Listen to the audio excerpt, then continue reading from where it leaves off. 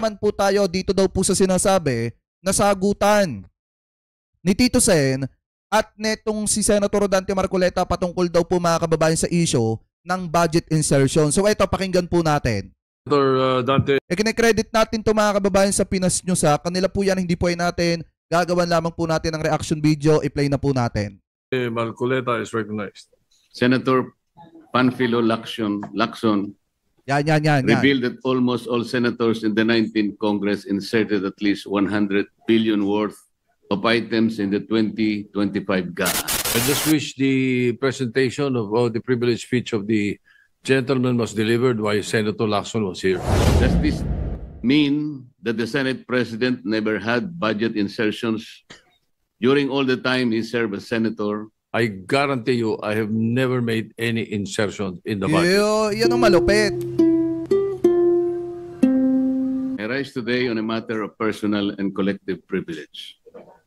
Last Sunday, September 28, Senator Panfilo Lacson revealed that almost all senators in the 19th Congress inserted at least 100 billion worth of items in the 2025 GAA, citing that he had gathered documents showing that those were individual insertions. He said that such insertions could threaten the economy. Sinabi pa po niya, Mr. President, sa budget deliberation, pwede kong tanungin ito, bakit Oy, Benny Lacson, ayan yun na. pinayagan ito. Ang pagbusisi, lalo sa plenary, gusto kong malaman ilan ang isiningit na insertion, ang nag-release at paano na-implement. Ang nakakapagtaka kasi dito mga kababayan, Mr. President, bakit sinasabi yan ngayon ni Senator Dante Marcoleta kung kailan wala etong si Senator Ping dyan? when former DPWH Undersecretary Cabral, as disclosed by Senator Lacson, offered insertions in the 2026 budget to the Senate President, Senator Soto boldly refused, invoking transparency and good governance. At that time, he appeared to draw a moral line that insertions were wrong. Does this mean that the Senate President never had budget insertions during all the time he served as Senator of the Republic and as Senate President for almost 5 years? Yet when it was revealed that 100 billion worth of insertions actually found their way into the 2025 budget through the Senate itself, the Senate President shifted tone and justified them as part of the regular budget process. At the start of the plenary session last Monday, he even said, and I quote, "Amendments, insertions, or whatever you want to call it, whether individual or institutional, are part of the regular budget process." These seemingly inconsistent positions have once again stirred confusion not only within this chamber, but more importantly, among our people. Just yesterday, Mr. President, Senator Lacson clarified dapat kasi may isa man lang senator na nagsabi kay Senator Dante Marcoleta na dapat man lang binulungan si Senator Dante Marcoleta na, uy, wag mong hamunin sa ganyan si Lacson at saka si si Soto kasi mga walang insertion yan. Mapapahiya tayo diyan. Dapat meron man lang mga kababayan nagsabi ng ganun Kasi biruin niyo ang nakakapagtaka dito, wala man lang bumulong kay Senator Dante Marcoleta na, uy, tigilan mo na yung mga pagsasalita ng ganyan, mapapahiya tayo dyan. Kasi kaya ng mga yang magsalita ng kung ano-ano, kasi mga walang insertion yan. Mga walang mga walang isiningit yan. Hindi katulad natin. that he did not mean to put anyone on the spot, but express that this is a chance for both houses to heed to the public outrage against corruption. Yet the fact remains, his prior statements have already cast doubts and shadows, not just to the individuals he alluded to, but also to the integrity of this institution. His disclosure last Sunday ended up banners of newspapers Monday morning, to the consternation of his colleagues. While a caucus was called in the afternoon of the same day to explain that it was not meant to put anyone on the spot, but to heed the public outrage, it's too late in the day, Mr. President.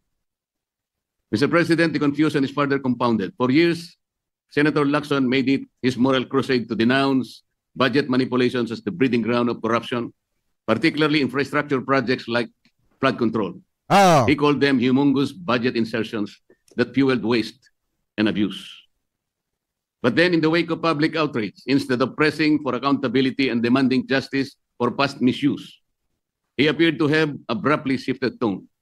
After eto tandaan nyo may mga umuugong kasi na balita mga kababayan na medyo manipis daw yung majority. Medyo manipis daw yung majority mga kababayan. Kahit kailan pwedeng maulit daw mga kababayan yung rigudon. Diyan daw po mga kababayan sa Senado. Tandaan nyo mabuti to. Nung si Tito Sen ang naging Senate President ng Senado at nung si Senator Ping Lacson ang naging Senate Pro Tempore, bumalik yung tiwala ng taong bayan kahit papaano sa Senado.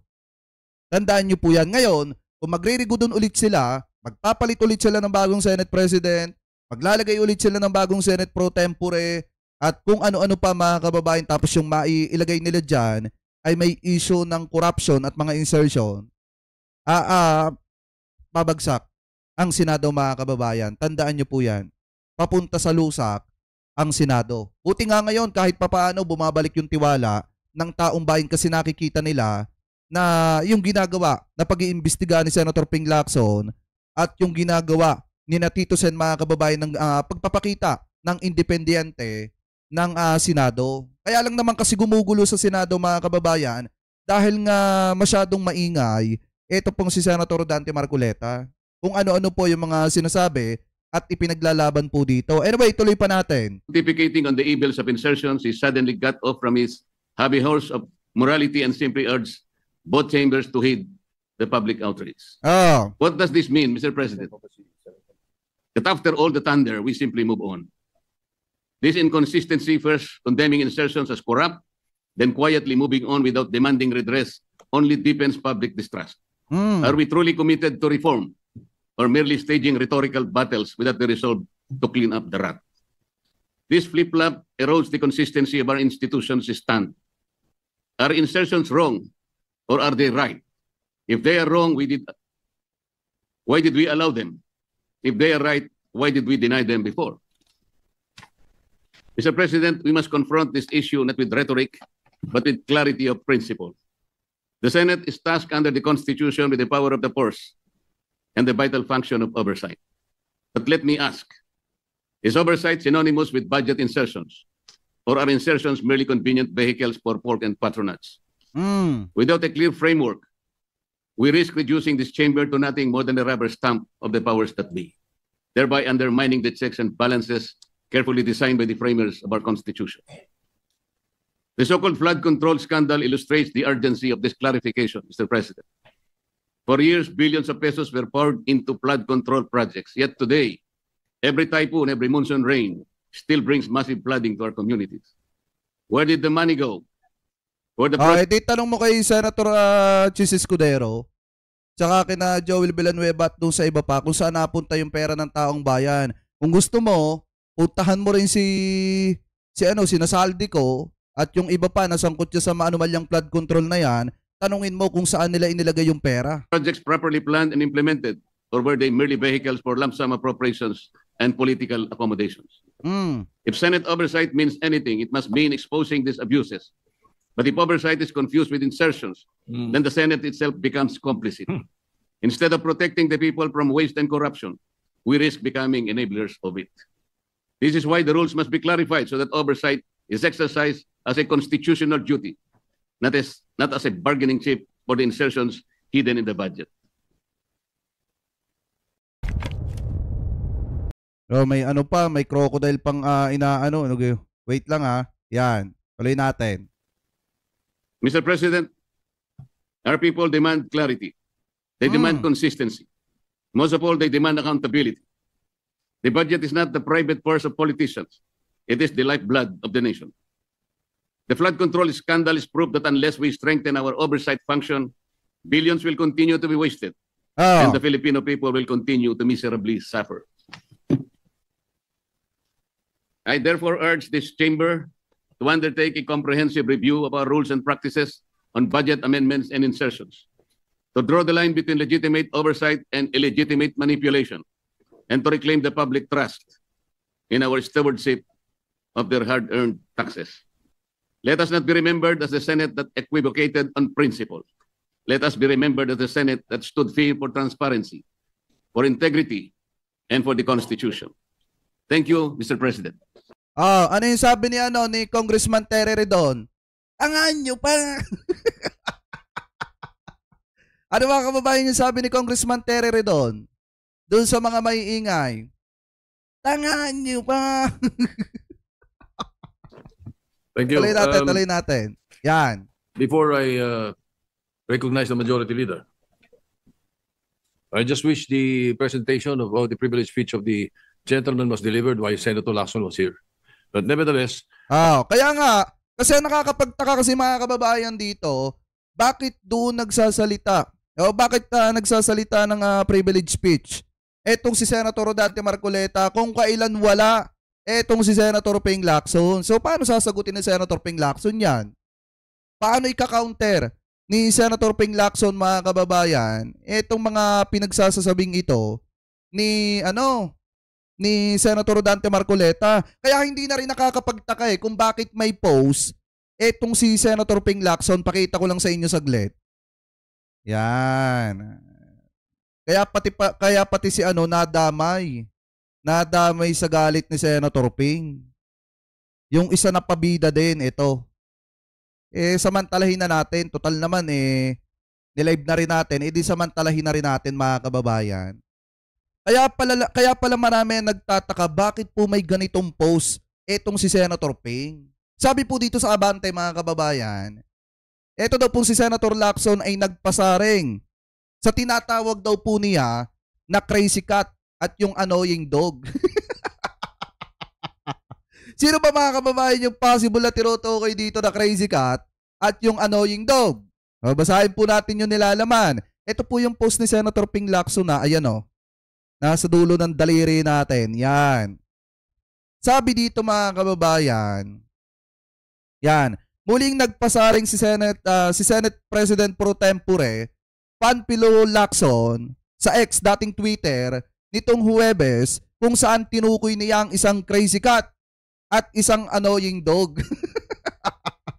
At tingin ko dito mga kababayan yung crazy cat si Kiko Barsaga.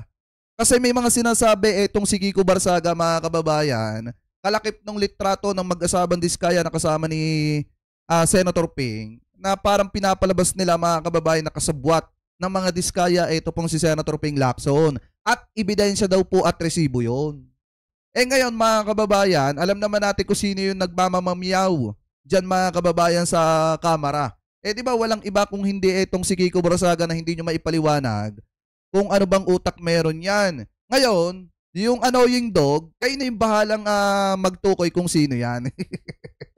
Sabi pa dito, sa kanyang post sinabi ni Lacson, tulungan daw, help, is there a veterinary clinic with animal psychiatric ward? We have a crazy cat that keeps meowing on the ground floor and an annoying dog that keeps barking on the upper floor. Di ba mga kababayan, sino ba yung nagmamamiyaw diyan mga kababayan sa Kamara de Representantes sa lower floor? Di ba di ba si Kiko Barsaga yon? Tulungan daw. At masyadong mga kababayan, masyadong kailangan na ata ng tulong kasi meron na daw pusang baliw na nagwawala. Meron na daw pong crazy cat. Tapos ngayon, sino ba yung tinutukoy dito mga kababayan na annoying dog? Yung tahol ng tahol sa upper floor. Kayo na yung bahalang humula. Wala akong pinapangalanan So sabi pa dito, basahin pa natin mga kababayan, ibinahagi niya rin ang post sa Facebook ng LF Vet Clinic and recommendation. Nagtatanong daw mga kababayan ng looking for vet clinic kung sino daw po yung makakapag-recommend kung ano yung magandang vet clinic. Sabi pa dito, hindi ito ang unang pagkakataon na nagpasaring si Lacson sa ex dating Twitter ngayong linggo. Noong Lunes at Martes, ibinahagi niya rin ang kasabihang the best response to nonsense is silent at the loudest one in the room is the weakest. Mga kababayan, kung sino yung pinakamaingay sa loob ng sa isang silid, yun daw yung pinakamahina.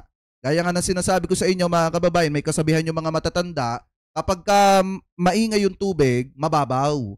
Kapag ka tahimik yung tubig mga kababayan, malalim. Yan yung kasabihan ng mga matatanda. So ngayon sabi pa dito, hindi pinangalanan ng senador kung sino ang mga pinatutungkulan ng kanyang mga post. So ngayon, eto mga kababayan, madaling mahanap yung mga yan. Kung sino yung pinapatungkulan dyan. Kung sino ang mag-iingay sa mga susunod na araw, sila yon. Kung sino yung mag-iingay sa mga susunod na araw, sila yung tinamaan. Dito po sa post na ito ni Senator Ping Lacson. Alam nyo, sa totoo nga lang, may nadamay pa dyan eh. May nadamay pa dyan na paepal na sinoplak din ni Senator Ping Lacson. Ito kung titingnan nyo, meron po tayo nakitang post dito po sa News 5. Sabi po dito mga kababayan, Senator Lacson kay Senator Marcos, mag-attend ng hearing, makinig sa session hall, magbasa ng group chat ng mga senador. Ito daw, bumuelta si Senate Blue Ribbon Committee, Chairperson, Senator Ping Lacson sa pagkalito ni Senator Amy Marcos sa mga nangyayari sa Senado. Base sa nakakalap na ulat ni Senator Marcos, hindi na umano magsasagawa ng hearing ang Blue Ribbon sa flood control anomalies at nakatakda ng maglabas ng report si Lacson. Pinagbintangan ni Senator Ping, ito daw ang sabi dito, pinagbintangan ni Senator Ping ang mga senador ng 100 billion insertion, samantalang si Senate President Soto nagbukas ng plenaryong nagsasabing walang mali sa institutional amendment. Sinong magsasabi kung alin ang amendment at alin ang insertion? Labo. Yan yung sabi ni Senator Amy. Dagdag ng senadora. Pati date ng adjournment ng Senate session, magulo. Last session yung gabi, pero magkikita-kita raw ng 10 a.m. October 10 for adjournment. Bakit ganon? Yan yung sabi ni Senator Amy Marcos. Ngayon mga kababayan, kung titingnan nyo, kung pagbabasihan natin yung quote-in-quote, ito po yan.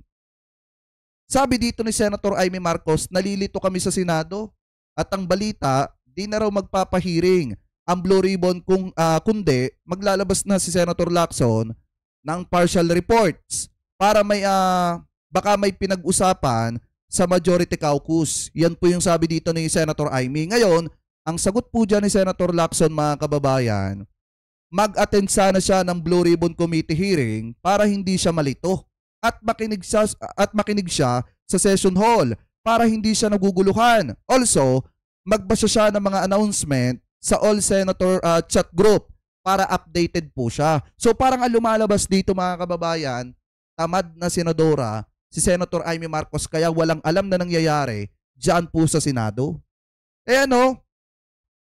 Diba? Dito nyo makikita yung senador na aktibong nagtatrabaho at yung senador na puro papogi lang at pa-interview lang yung alam.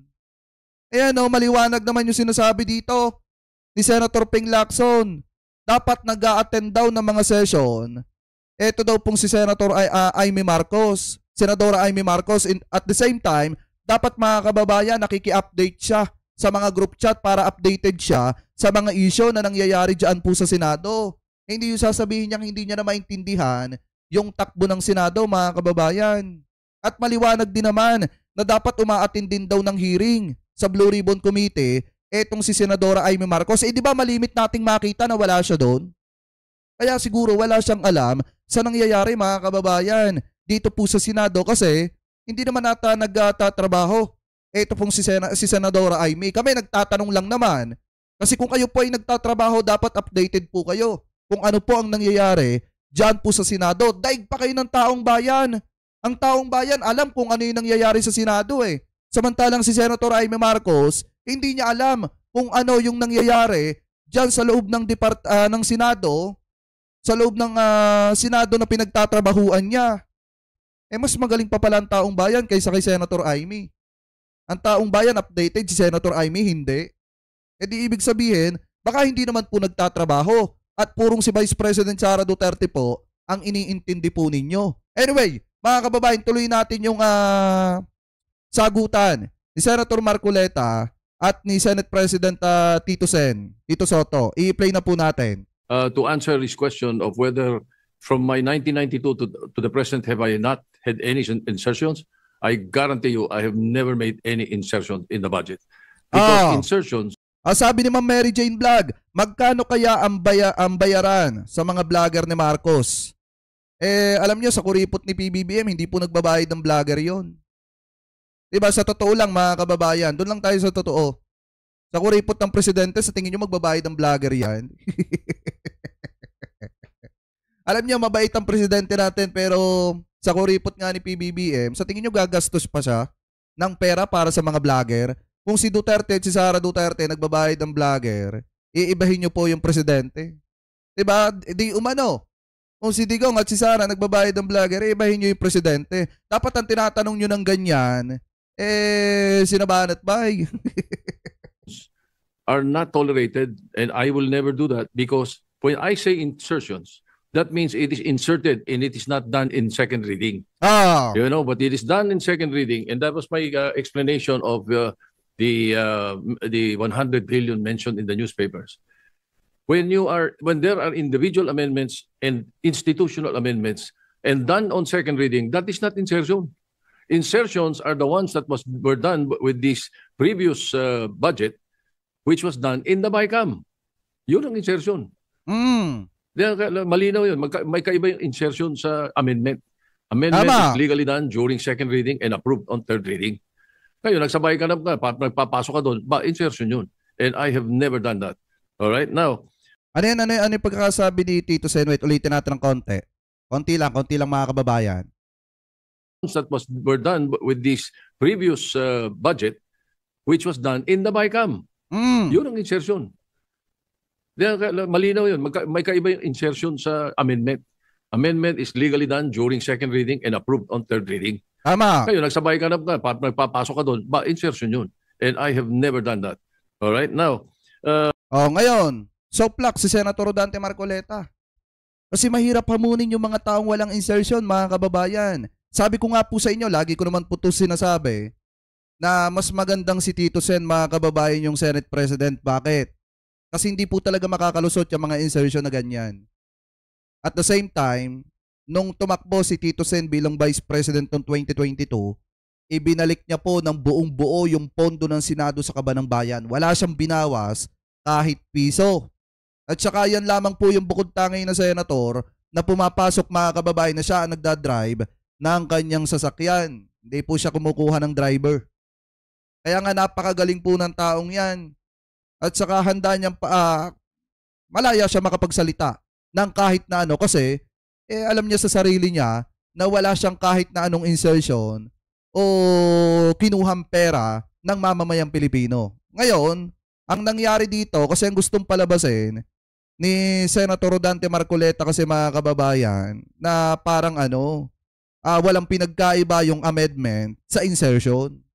Kitang-kita nga naman na malaki yung pagkakaiba. At saka kitang-kita rin naman, mga kababayan, na etong si former Senate President si Escudero, talagang hindi naman nila itinatanggi yung nangyaring insertion, mga kababayan.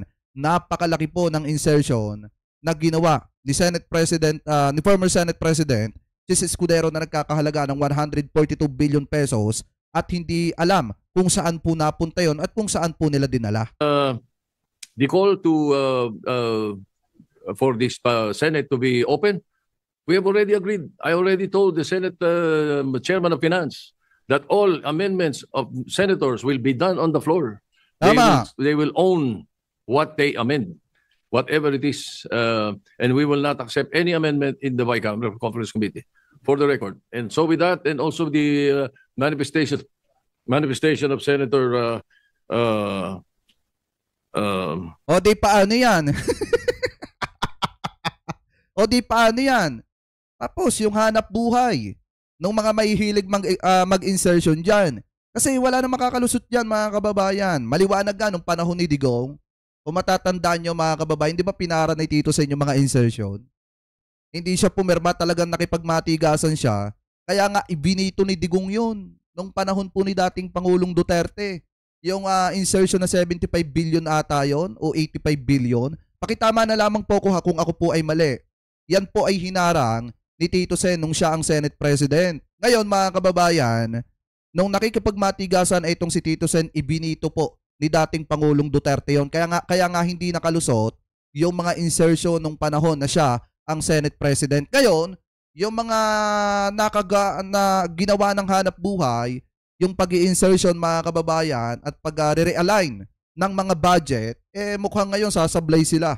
Kasi hindi makakalusot yung mga pinagbabalak-balak nila dyan na gagawin na insertion para sa 2026 national budget. Dahil haharangin po yan ni Tito Sen. So ngayon mga kababayan na nakakapagtaka rin dito, bakit naman ngayon lang nagsasalita ng ganyan si Senator Dante Marcoleta samantalang nung kainitan ng issue ng insertion ni Chis Escudero, hindi po siya makapagsalita o hindi po niya makundina yung 142 billion pesos na di umano insertion ni Chis Escudero. Tsaka bakit siya nagsasalita kung kailan? Wala.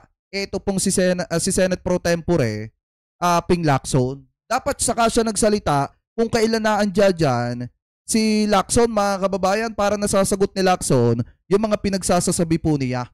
Ano po? Anyway, mga kababayan, kayo po, ano po masasabi ninyo dito po sa naging sagutan ni Senate President Tito Soto at neto pong si Senator Dante Marcoleta? Comment below na lamang po mga kababayan kung ano po ang masasabi nyo. Hingil po dyan.